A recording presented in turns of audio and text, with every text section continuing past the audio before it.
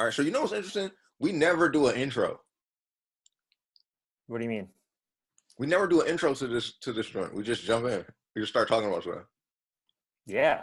I feel like I know it. you guys well enough to not need an introduction. Yeah, I mean, yeah, I kind of like it that way. Real talk. Yeah.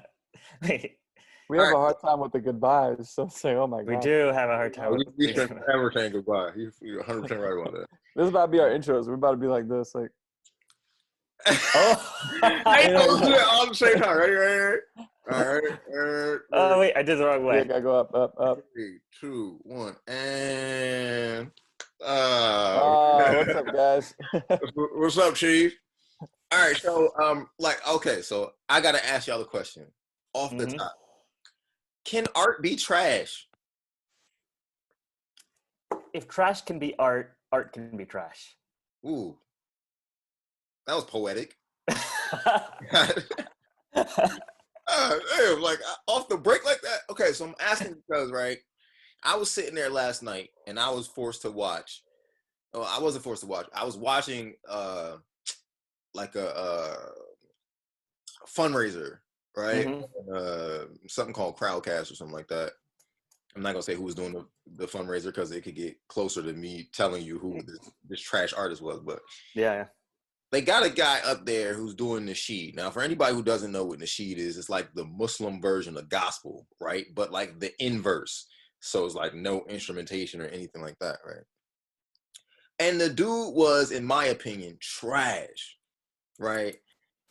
And like for whatever reason, I feel like, especially with nasheed artists, they get this standard where if they just squeeze their face, like they hold their face tight enough, and they say Allah hard enough with enough conviction, you know exactly what the hell I'm talking about. Right? People allow that. I'm like, how is he on the show, right? So I went and I looked at his Instagram. Now, mind you, okay, anybody listening to this, I know how I feel about numbers and stuff like that. I don't believe that I don't believe quality is necessarily dictated by your quantity, right? So his number value or anything like that, I'm not really judging it based on that. But I did look at it, right? And I was like, wow, it's a couple thousand people, tens of thousands of people looking at this guy. But he's trash. He's not good. Yeah. He wasn't good. And I don't know, like, especially so let's just compare it to gospel, right? When it comes to gospel, you can't play. Right? You can't play with gospel, right? You can't get up there and just and fake being a gospel singer. You have to actually kick you out. Yeah. Right? So I'm wondering, like, so I'm sitting there and I'm like, okay, is it just me? Like, or is there supposed to be a standard for art? You know what I mean? So let me take this in like the opposite direction too. Okay, because you play with a lot of artists. You know you have. That would be E. Oh, no, both y'all actually. Yeah, you too. See, I think one of the issues with what you were just kind of like bringing up is like a low standard for quality, right? And maybe not the highest amount of effort put into it, right? Right. Kind of trash. Now, I want to say something a little bit, this may be controversial to some people, but on the opposite spectrum, if you take like really weird jazz, I think that's utter garbage. Right, so that's my thing, like, right? Okay, I cut you off. Keep going. No. I mean, that's basically it. You know, it's almost the exact opposite. It's high quality. It's high effort. Maybe a couple people get it, but I think for the most part, it's not that good. Okay, so speak to what kind of jazz you're talking about. You know what? I'll find something and play it because I don't think I deliberately listened to it. Yeah, put it in the chat there. Yeah, we'll have it up for the actual video. So you don't think so? You think that it's just a subjective thing? I definitely think it is. Art is very subjective because, you know, like they say, one person's trash is another man's treasure. Like, I feel like the same thing can be said for art. There's always a market for something, you know? Right. Okay. But is that art or is that business? It's a good question. That's a good question. Because whenever you talk about a market, you're talking about business Mm-hmm. for the most part. What if we say there's a fandom for any type of art? Yes, that's true. With every fandom, though, the question is like, is there a compromise on? I don't know. Let's say when we're going back to like nasheeds, right? Is there a compromise on quality? Like, are they willing to, in that fandom, are they willing to accept a compromise on quality? Right. Are you willing to acknowledge that, what was Nick Carter's little brother? Aaron Carter. Aaron Carter, right? Are you Why do I willing know to that? acknowledge that he's not really that good? Right? Like, you know what I mean? Like, so there are, and you're right, because there are fan bases. There are fan bases that a lot for that space, right? They like, well, my artist is not the greatest rapper of all time, but I love him because, you know, whatever it is, you know. But like, I don't know, man. I saw a dude last night, and I just was hurt. My feelings was hurt. It was 12 o'clock in the morning. It was 1 o'clock in the morning. I'm like, bro, don't don't come up here like. And look, we know I'm not the best singer, right? Like, let's be 100%. I'm not even close, right? But I've worked my ass off to be bad. Okay. You know, I don't know if I'm hurt by that or what. Like, if I sit there at 1 o'clock in the morning and I'm like, yo, you're just bad. I could tell the mechanics aren't there. Okay. Mm-hmm. Okay, maybe we can. What? Yeah. So, could that be I don't want to say dictator, but like an indicator of like whether or not you're trash or not, right? Whether we as artists can tell that you didn't, you know, that note was completely off, and you know you continue to be completely off key, and you can tell when someone didn't quite study it. Is that indicated? Can that be? I think so. I mean, you know, when you're like trying, it's pretty obvious when you are trying to do something and not achieving it, as opposed to maybe you're trying, like practice doesn't make perfect. You know what I mean? Like, right. But like, if you just keep repeatedly doing something, you'll do that thing perfectly. You'll basically do that thing for whatever you're trying to do repeatedly perfectly, right? Right. If for some reason you were trying to hit a bad note repeatedly, it'll show that like you're trying to hit that bad note. Whereas it's different if you're trying to hit that note but you can't quite get it. Right. And I don't know if that's the same thing. Yeah, but can we tell?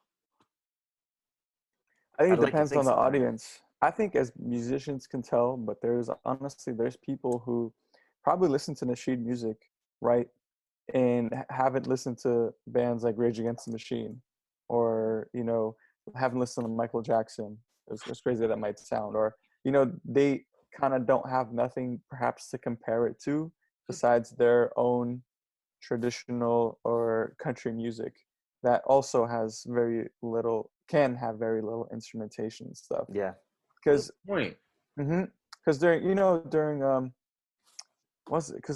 because you know, when you ask the question about it, at that point, is it a business? You know, when you're talking about markets, I think it is, because the reason they're there for those fundraisers in the first place is to get money. You know what I mean? So at that point, it is business. It's not just music. Like, if people truly care for the musicianship aspect of performances, or these events, I think they would really do more due diligence into research as to who the best artist is in this genre or in this field. You know, how much do we have to pay them to get them? Or maybe it's like, yo, I can't afford this guy. This guy's going to charge me 15 grand, 10 grand for an appearance. That's a good point. And this guy I can pay, you know, $500 to $800 for half an hour. So it's yeah. That's true. You do get what you pay for sometimes. Mm-hmm. You 100% get what you pay for. And so, so does that muddle down our ability to do art then? Not our ability. Does it muddy the water as far as like our ability to, so like, for example, right? Not to say that we should have been or would have been or that I even care, but we didn't get called, right? and we're a high standard. Yeah. Right. Does that then lower the standard, for people like us? I don't know if we check all the boxes, you know? Mm.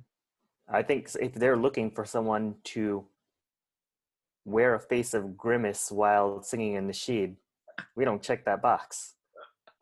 We can though. No, we can't.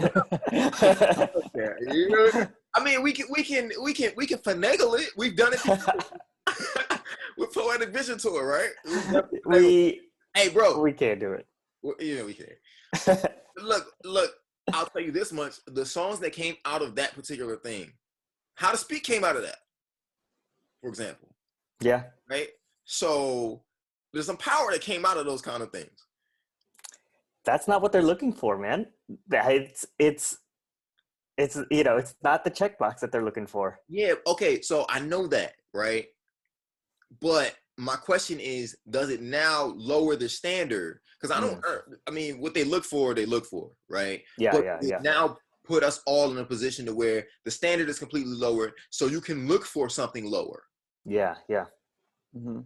I mean, whether they intend to do it or not, it's what happens. Like in the NFL, when they pay a certain quarterback tons of money who probably doesn't deserve it, or a lot of people who think don't deserve it, it raises the standard for the rest of the league and the rest of the quarterbacks who are deserving of that money. So when you pay a certain band or a certain musician a certain amount, it directly impacts the market of it.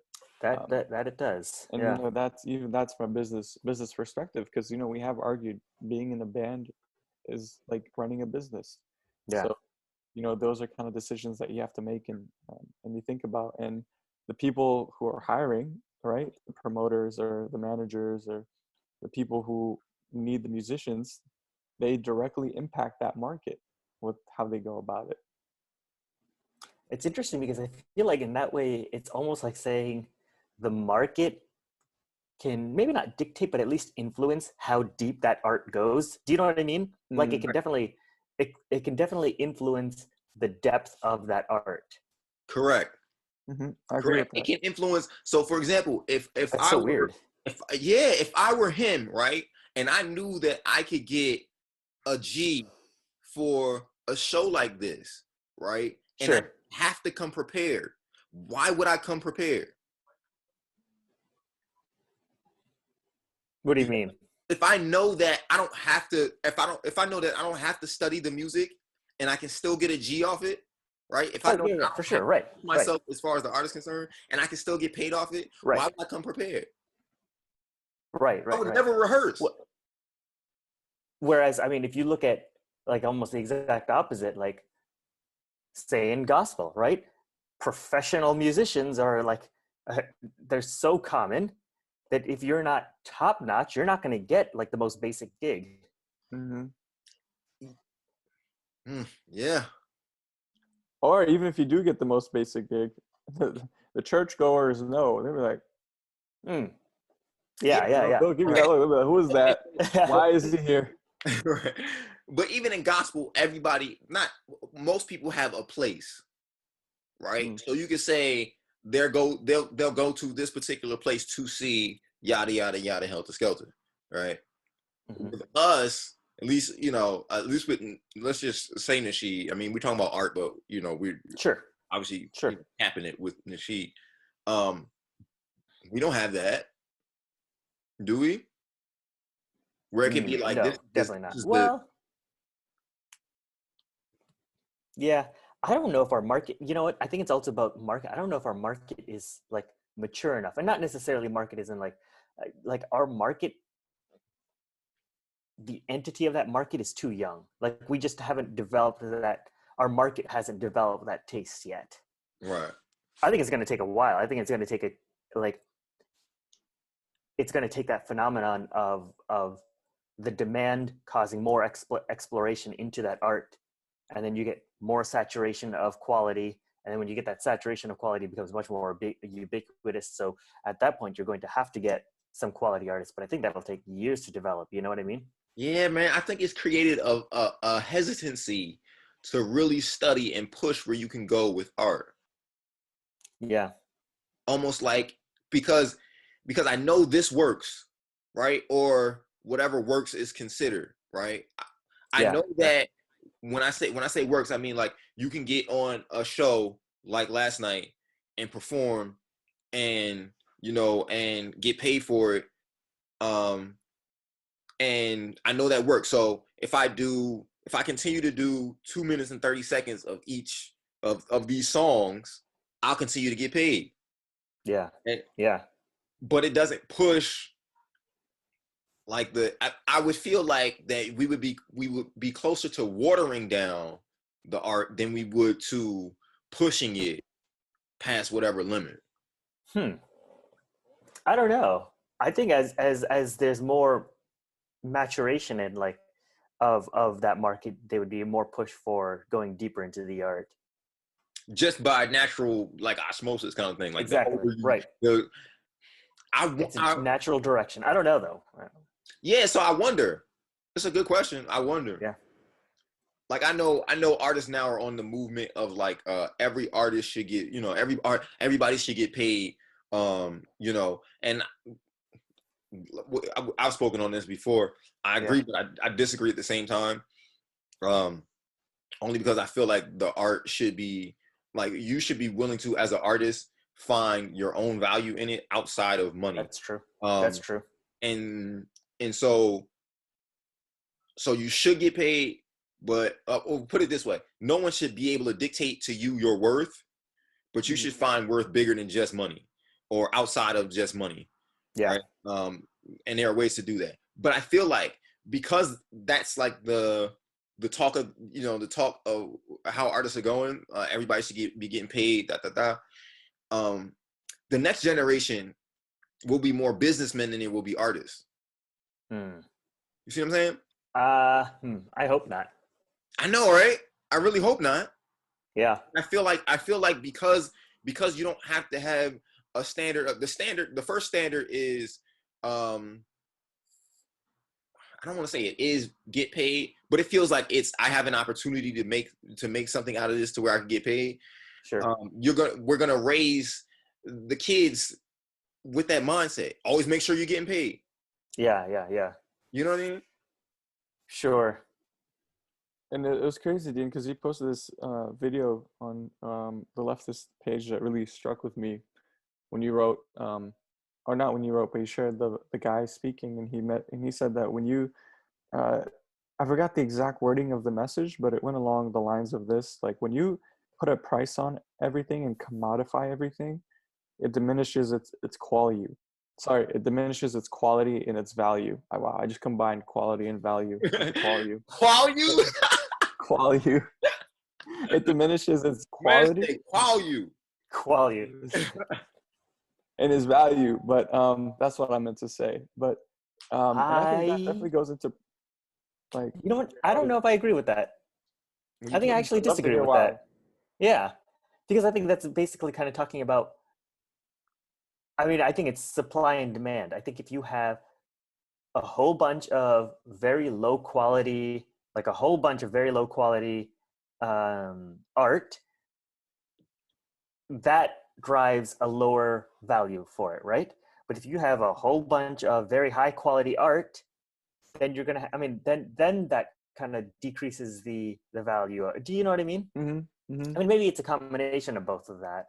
But maybe you gotta have leverage with both. Like you can't have more than one or more than the other. Yeah. I mean, like nowadays, say if you want to get, it comes back to exactly what we were talking about. If you want to get a jazz band coming to your place, like all of them are professionals or something like that. You know what I mean? So it's harder to get, or things become cheaper the more ubiquitous they become. Right, but should they always be connected? You can't disconnect them. There's no way you can disconnect them. Oh, well, for sure you can. No. In what situation would you be able to disconnect it? You've never met an artist out on the street who's just out there performing? For sure, but I don't know if that's necessarily disconnected. How not? How is his value? How is his monetary value now connected to his art? If he's just out there just enjoying Because if he's out there and he is amazingly good, Gotta hear right? it. And this guy is just like killing the trumpet or whatever. Mhm. Now, what you are I mean, he may like, or she may inadvertently show that like, hey, by the way, you can get an amazing trumpet show for absolutely free. So next time you want to hire a trumpet player, you got to think about how much that should actually cost you. Right, but again, you're talking about so for example, right? Leanne Loves Glory, right? Yeah, Is that not art in itself? for sure it is. Why not? Right. So but it's not connected to any monetary value.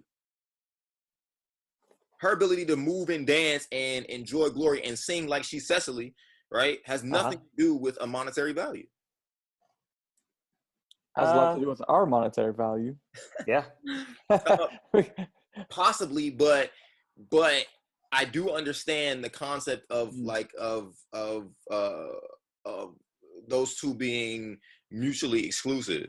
I do understand where people talk about that and why people feel that's important, because, or at least, you know, a lot of artists. I think you're talking about the Quincy Jones quote, right? E? I think that's what it was. There was a video of a guy talking. Yeah. Mm-hmm.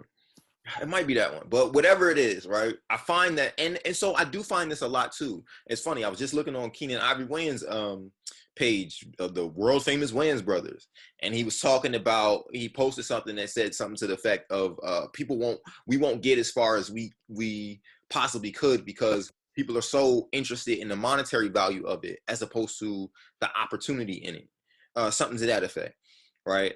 And I just found it so funny that these guys who are what you would consider rich, right, are all the ones talking about the ability to move within your art without focusing on the monetary value of it. I just find that interesting, right? These guys who are not just rich, but supposed to be like the top of the top. When people talk about, you know, when comedians talk about what the Wayans family has done, they first talk about Keenan Ivory Wayans. Like, that's just, you know, a known fact. In Living Color, you name it. Like, you know what I mean? That's just a known fact. When you talk about music, you like Quincy Jones is like, you know what I mean? Like, you can't get outside of that. Yeah. So I think there is some value to not connecting the two. And here's what I think it is. Here's what I think Quincy Jones was saying. Quincy Jones was saying, not that you don't need money, right? Quincy Jones was saying, the money is a tool, but so are you. Okay. Right? So you're being used by God, right, as the artist. So your job is to do your best job. Okay. Right? In appreciation of what God has given you. Whatever comes from that, whatever comes through that, is the same part of the tool as your instrumentation, the same part of the tool as you, the same part of the tool as the studio, right? They're not different. So like valuing yourself based on the money is a tool. Valuing yourself based on the Most High is the art. See what I'm saying? Yeah, that's a really interesting take on it. Yeah. I think once you bring that argument into it, I don't know if you can. There's not many people in the world with that understanding. Yeah. Right. It is a very nuanced and very hard thing to understand. Like, I got a kid. Like, you know, it's like, you know, I understand, you know, and you know us. It's like, bro, like, we get on stage, I need to make sure that, you know, every box is checked to make sure that we get, you know, the monetary value out of it, right? But when I think about it as me being the same tool as the money, you know what's interesting? I still, to this day, I don't know how we got this album covered. Really? If you think about it, right? Let's break it down. The person who's paid probably the most has been me and then Mahir, right? We know how we got it from Mahir. I don't know how the hell we got it from me. Right? I don't know how. if anybody has had, I've had probably, I have the family to take care of, the two families to take care of, essentially, right? With, you know, my mother and my father and all that kind of stuff. Apartments to take care of. I've had I left the 9 to 5, right? I would probably have you would think that I would be the least able to give toward it. But the more I give toward it, the more I'm getting back. Yeah. You know what I mean? Because and the closer I get to believing that I'm doing it for something outside of me as the artist, the more I'm able to give to it. It's really weird. I mean, I guess it's not weird, but it's outside of our normal frame of reference. You know what I mean? Mm-hmm. Like all our lives, we've been told that when we hit this certain age, you gotta grind to get this money because that's gonna take care of your family, right? And I used to sit and think, ponder on it. Like last year was a really tough year for me, and you know, being away from your family, and you like, okay, well, how am I a provider then? And what I realized was that provision is whatever I've been given, that's what you provide with. Yeah. Right? Provision means that whether it's $1 or 1,000, can you get the people that you have closer to the Most High? He's the provider of the money. Yeah. So then I started to recognize myself as the tool, not as the I see. As the giver of the, you know what I mean? I'm just a tool, just like the money. Right. And I think if I'm being very clear, that's what I think that they're getting at when they talk about that. You're not the provider of the money. You're the tool, just like the money is. The money will come for sure the same way the talent came. Right. I see what you mean. I mean, if you weren't there, it would come some other way. Right. Yeah. Whatever's supposed to get done is gonna get done whether you there or not. Yeah.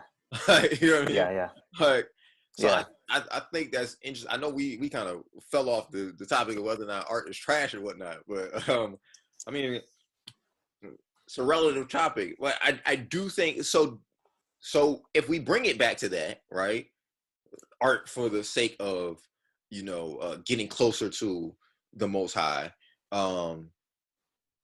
Can art be trash? Can art be trash? Can you sit somebody down and say you're not doing this right? Oh man! See, now when you put in that context, it makes it so much harder because I judged art as trash at, like, you know, the drop of a hat. Now I don't know if I can do that anymore. Yeah. Like, and so go ahead.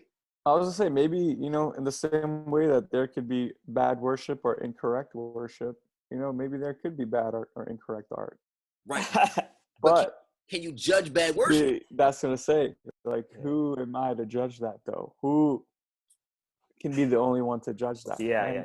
Oh, this is tough, man. This is tough because I'm on the fence with this one because I believe I'm tired of the inability to see, like, to be able to say this shouldn't hold up as a standard, right? I'm tired of it. I'm over it. I will call it how I see it. I think I call it like I see it. Yeah. The best way that I call it like I see it is I just don't like it. If I don't like it on Instagram and I saw it, like, you know that I wasn't feeling it. Like, I wasn't rocking with it. Bro, I just got flashbacks to Mist when the judges had to talk to us. Or the organizers, sorry. Oh my God. Mahir, when we were judging for Mist. Yeah. I think Dean was a little too Simon Cowell on some of these high schoolers. Oh, no. No, I wasn't, yo. No, I was not. I was not the worst person there. We had one other judge. Who could have possibly been worse? Bro. Oh my goodness. We did Mist. Anybody who doesn't know what Mist is like Muslim interscholastic tournament, right? MIST, right? And it basically just allows for Muslim and non-Muslim kids to in their high school regions or whatever to come together and compete over this one weekend in different kinds of categories and things like that. Music, poetry, recitation, trivia, all kinds of stuff like that. It's a really cool concept. But I felt like for the last few years that, you know, it's especially in the music department, it's more of a popularity contest to see who could get the chicks, and it's your fault, yo. It's Ebadullah's fault. It is 100% your fault, and you know it. Don't try to act like it's not. So when they get up, put the blame on me. So when they get up there, I'm willing to. No, it's definitely your fault, and here's how it's your fault. You're the one who got up there that first time, right? That first time you put on the show that you put on, right? Now, mind you, it is the show that got you noticed by leftists and pretty much got you in leftists, right? But at the same time, every little boy was looking at you like, I want to be him.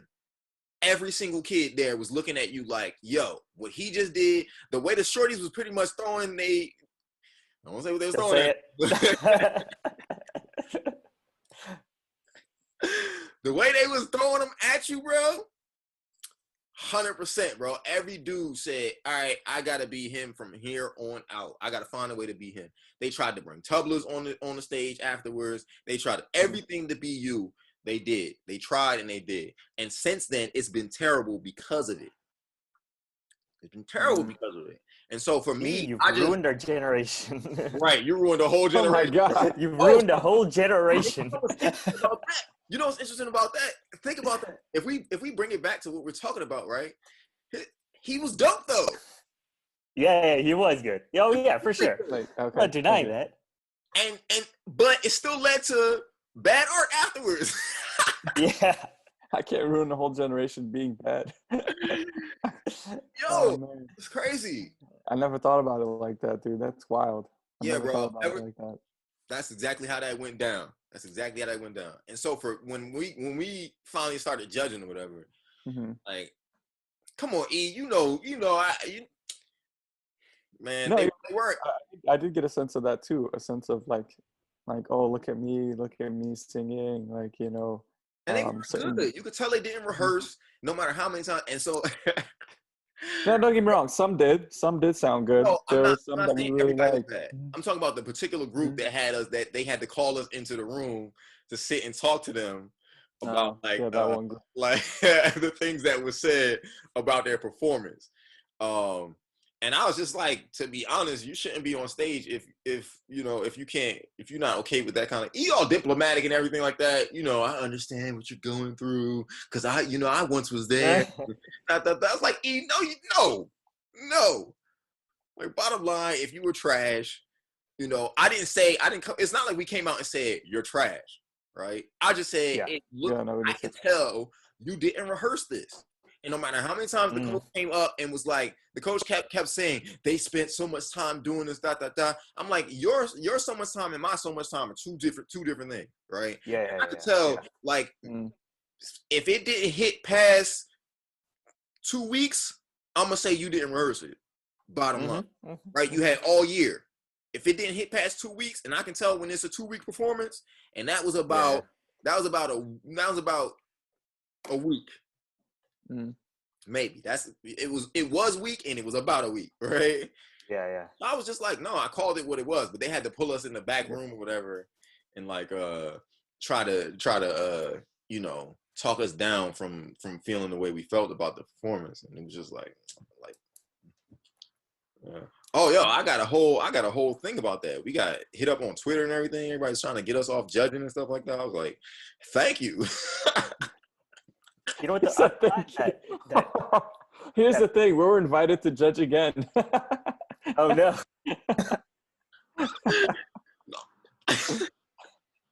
Did we go through it again? No.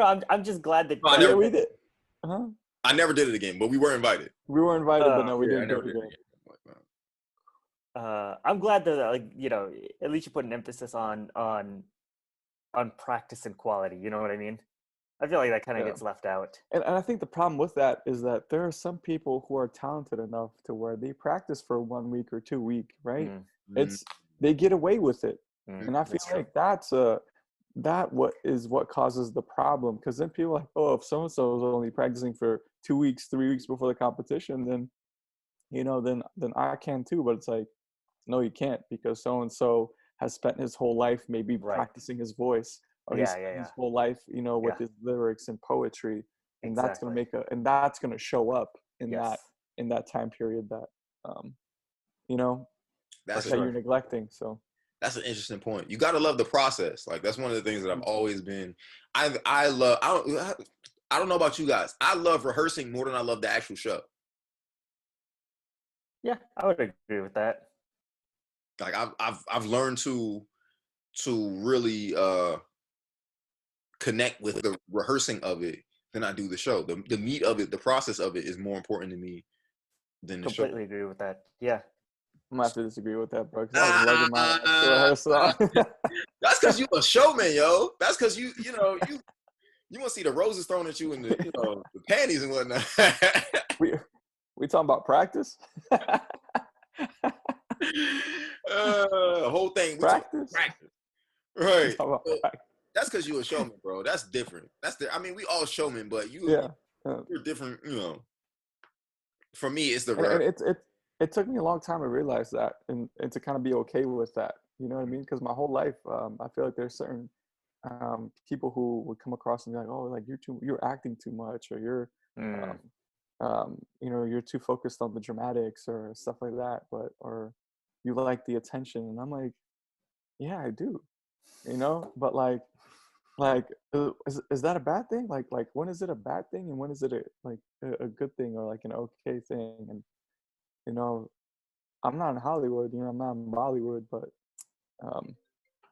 Wait, I can hear you from all the way there. but it's funny. It's something that I've been struggling with in my life outside of a musician, because it shows up in it, because it shows up in it. When you can play the tablas like you do, you can do whatever you want. As long as you don't lose yourself. As long as you don't lose yourself. Nah, yeah. Look, man, Mahir's been called a ham for the longest time, bro. That's very true. A ham? Yeah. I didn't know this. Yeah, man. Mahir loves that attention, bro. Ridiculous. Absolutely ridiculous. And it's not even that I like the attention. I just like, how much can I get away with doing before I get called out? Oh, that I definitely know. What our shows look like it's literally everybody in line, and then Mahir's like, Dude, I remember that the day I got that panoramic of Mahir on Art Attack with his guitar, and like everyone on the floor, and he was right, like, exactly. His whole face is out. Yeah, man. That's and at Penny Appeal, bro, that was so much fun, man. Shooting that promo with Penny Appeal when he came as that rock star. Hey, you gonna talk about this guy's not a ham? I totally think Penny Apple is a better name than Penny Appeal. Right? That's what I'm thinking. Hey, Mahir, by the way, who's that guy with the nicer hair over there? Mm-hmm. Can we fire him? Yeah, I got this. Hey, you! Hey, you! You're fired! Dude. Yeah! First of all, we don't have the power to fire people. Second of all, that was the CEO. CEO! Oh! Come on, bro. Come on. No, I said I hadn't heard of the word ham. Oh, yeah. That I didn't know. Yeah, he's definitely Mahir. I was like, why is Mahir pork? I was like, well, I don't get Going Ramadan, no less. Not during Ramadan, man. Oh man. All right, well, I guess so all right, conclusion. Let's come with a conclusion. Can you say art is trash? Most art is trash. I'd say if you're willing to say art is trash, your art better back it up. Oh, snap. That's reasonable. All right, and I'm gonna say yes. You can't say art is trash. And that brother last night was complete. Right. Oh man. Oh, for love. All right, that's the first one, and we are done with that episode.